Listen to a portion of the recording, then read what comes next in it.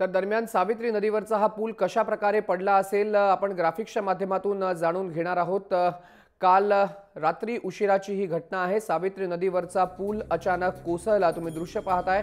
पावसाच्या पाण्यामुळे हा जवळपास ब्रिटिशकालीन 100 वर्षापेक्षा जास्तचा ब्रिज अचानक कोसळला। एसटी बस ब्रिजवरनं जात होती, अचानक ब्रिज कोसळला आणि सावित्री नदीच्या पुराच्या पाण्यामध्ये सगळेच जण वाहून गेल्याची भीती व्यक्त केली जाते। ग्राफिक्सच्या माध्यमातून आम्ही तुम्हाला दाखवण्याचा प्रयत्न करतोय नक्की काल रात्री काय झालं असावं।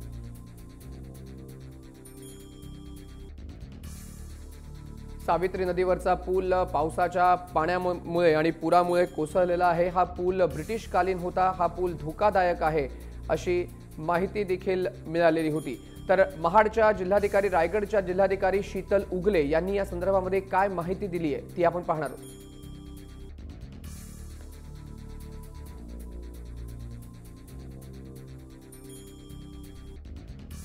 आमच्याकडे अजूनपर्यंत सर्च आणि रेस्क्यू ऑपरेशन चालू आहे।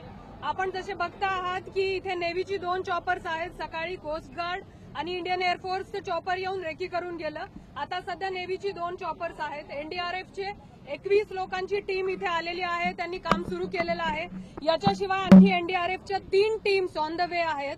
आम्ही लोकली जे डायव्हर्स आणि आमच्याकडे राफ्टर्स उपलब्ध आहेत अशा 35 लोकांची टीम सकाळपासून पाण्यामध्ये 7 राफ्ट्सच्या मदतीने शोध कार्य करते आहे। तर या सगळ्या शोध आणि बचाव कार्यामधून आम्हाला काही थोड्या वेळापूर्वी 2 डेड बॉडीज सापडलेल्या आहेत। दासगाव जवळ 2 पुरुषांच्या डेड बॉडीज आहेत।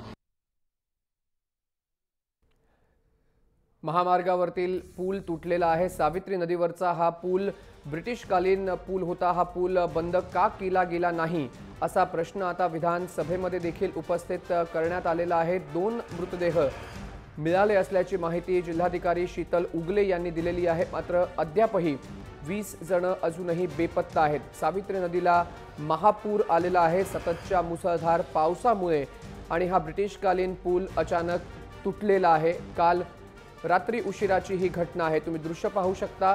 पूर्णच्या पूर्ण ब्रिज तुटून पाण्यात पडला आणि त्या ब्रिजवरती असणारी वाहनं देखील पुरामध्ये वाहून गेली।